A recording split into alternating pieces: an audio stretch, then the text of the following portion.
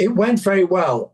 The thing that was difficult was the fact that up to that time, and all the albums we'd made up to that point, especially since Honky Chateau, since it was a band,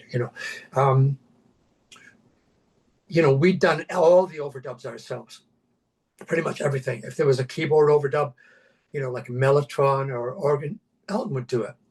And, so we came up with really great, cool parts without having to have a specific synthesizer player, for example. We did all that stuff ourselves. And obviously all the guitar work I would do myself, whether it was doing some acoustics and adding electrics and then playing solos.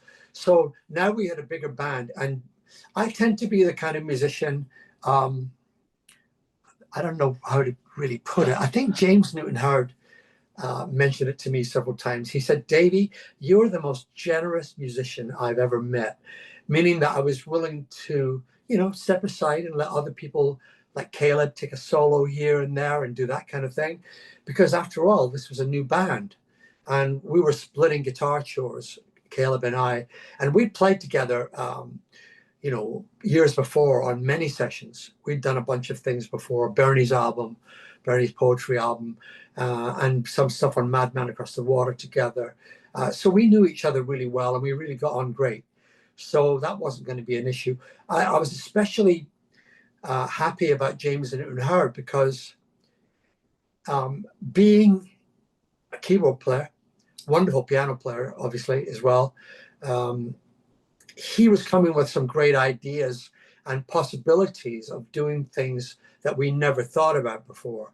Like the stuff he did on the medley on Wednesday night and that kind of thing was just phenomenal. I was blown away.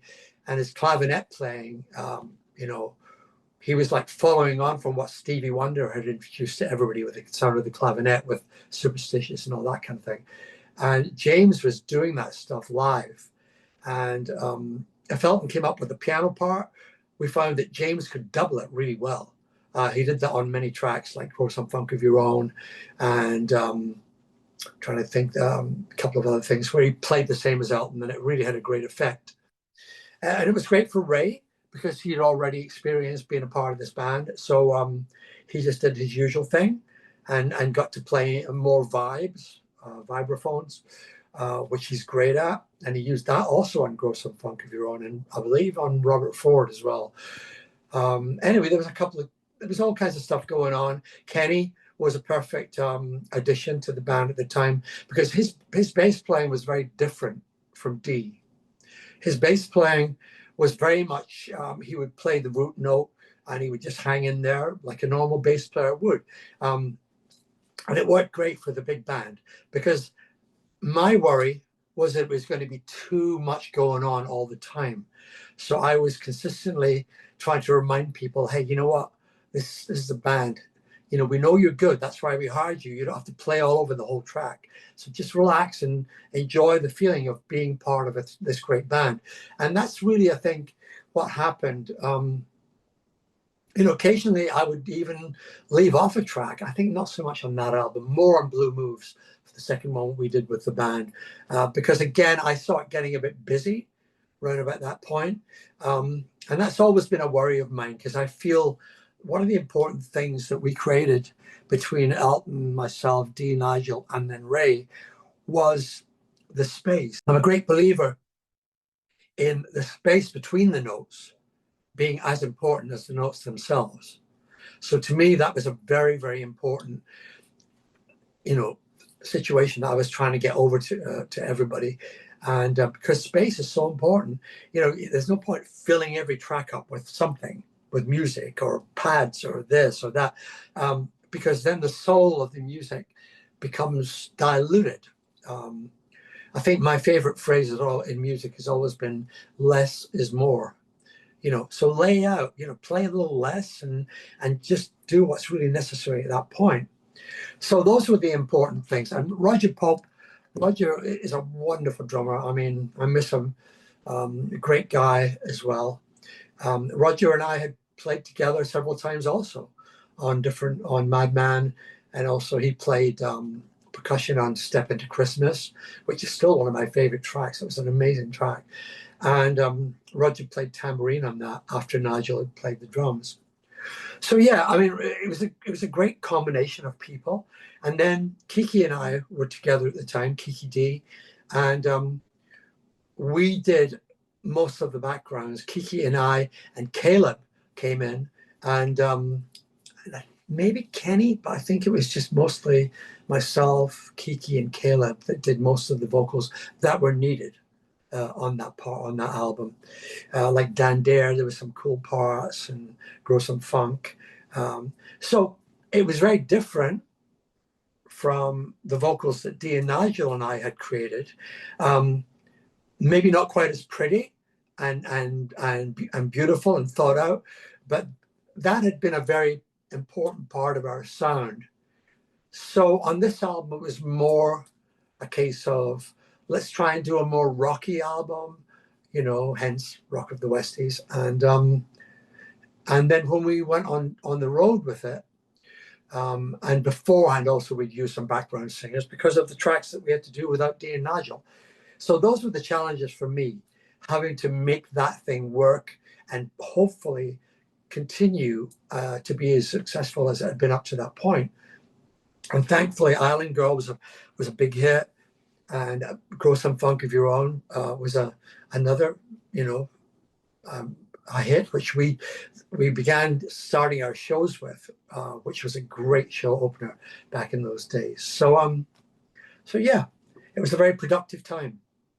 My memory of recording Rock of the Westies is one of the best times ever because it was a new band. It was with Elton, who was no dictator, right? He was just lovely to work with. But Roger Pope is one of the greatest drummers I had ever worked with. He was so funky and so powerful, and Caleb knows better than anybody. It was an incredible band. Rock of the Westies was the beginning of it for me, and to be in this band with these incredible musicians. Yeah. Roger and I had always been close, as you know. We'd been working together for years. And we were fans of Kenny. I remember when Roger told me that, Elton was putting a new band together, he wants you in it, and we're going to get Kenny Passarelli. I said, what? Kenny Passarelli? You talking about Joe Walsh's bass player? Yeah, because we were big fans of Joe Walsh's, Barnstorm. Me and Roger couldn't wait to play with Kenny. And it just fit like a glove. I mean, it was just amazing. Kenny most probably plays, and this might sound a bit technical, but an eighth note feel on the bass. Boom, boom, boom, boom, boom, boom, boom. So solid, it just like, you just never heard anything like it. Yeah, some bass players would say, they call me One Note Kenny.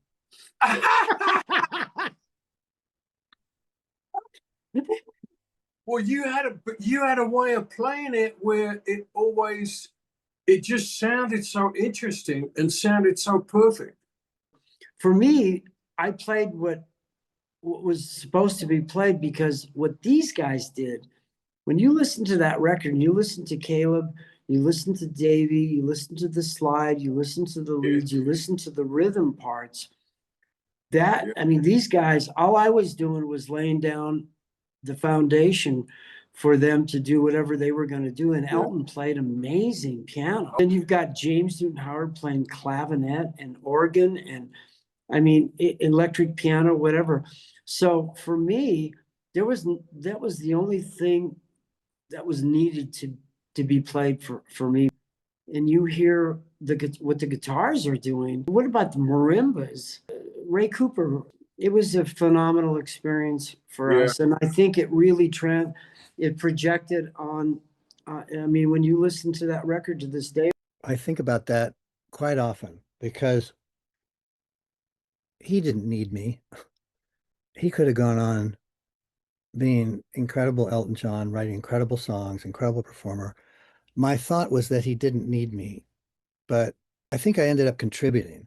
But I'm not sure that he knew exactly. I think he wanted just some more color. some more color, meaning synthesizer.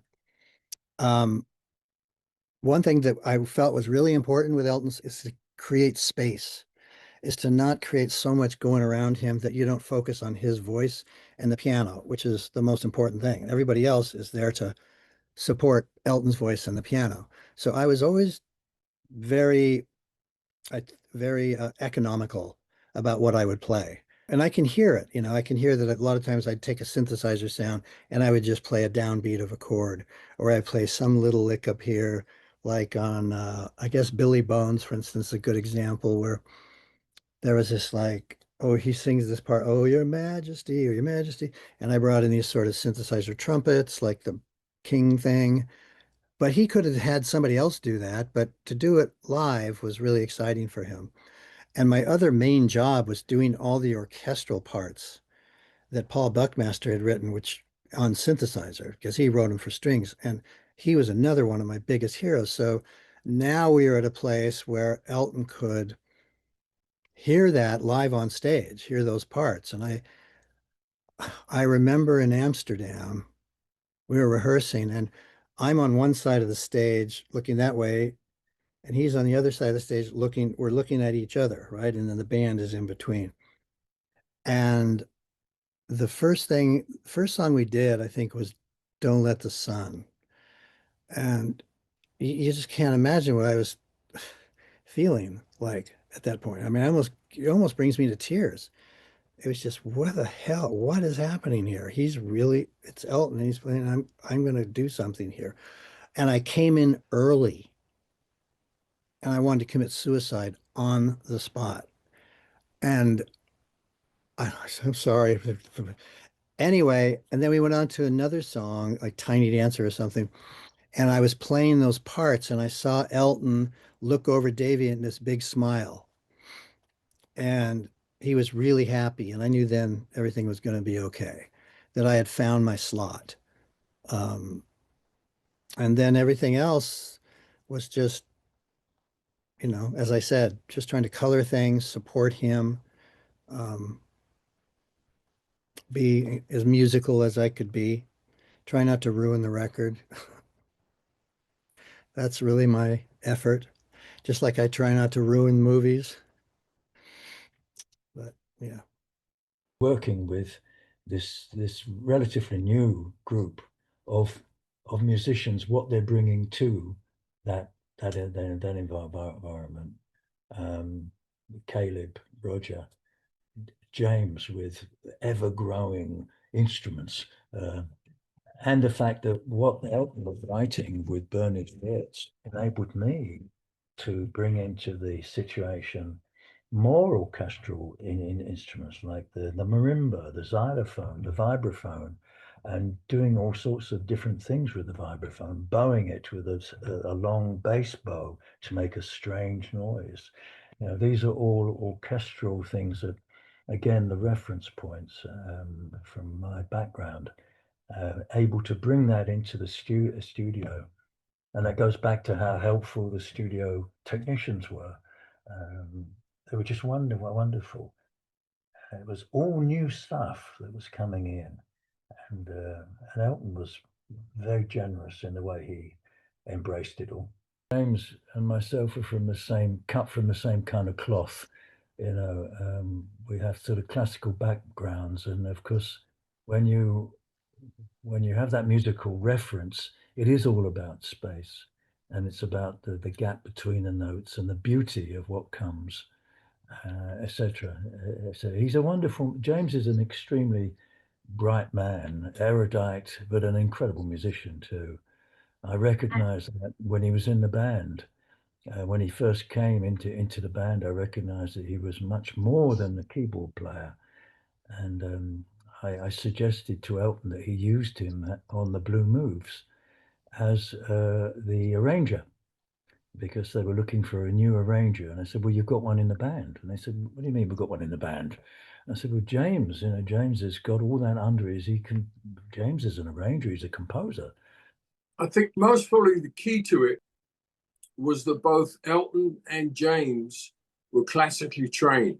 So they had an ear for for arrangements. That's where James is brilliant. I mean, you know, he's not only a great pianist, keyboard player, but he has an arranger's mind. So he could listen to what Elton's doing and understand the context, the musical context, the harmonic context of what he's doing, and then approach it that way without getting in Elton's way. I think that's the brilliance of James. And he was a fan of Paul Buckmaster, so he kind of studied those arranging techniques and everything. That's a great answer, Caleb. That is brilliant. That's exactly right. It's true. Yeah, I think, yeah. So he could do the arranging. I mean, he had an arranger's mind, but he also sonically being able to come up with the, playing the clavinet. Because he had, when we were set up there, he had clavinet, B3, electric piano, and then I don't think he ever played acoustic piano along with, Elton did all the acoustic piano. I mean, Caleb's answer is just like exactly, that's true. That's what James brought to the game. Yeah. And then also, well, later on, when we did Blue Moves, James got hold of the Oberheim synthesizer. And he was one of the first guys to get it because he knew Robert Oberheim, who invented it. So this was the first polyphonic synthesizer where you could actually play chords. Prior to that, it was just one note at a time. Wow. So James was ahead of the curve on a lot of stuff. And so not only was he classically trained, but he understood physics. He used to talk to me about that. Yeah, guy was brilliant. Yeah, absolutely. That's why Elton called him a genius, because he was. I mean, he had perfect pitch too.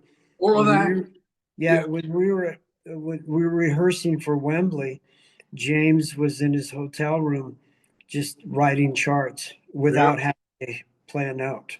He just it was just amazing. He's an extraordinary, and I'm not surprised after all these years that he'd have 10 Academy Award nominations. Oh, Give me a break, oh, right? Yeah.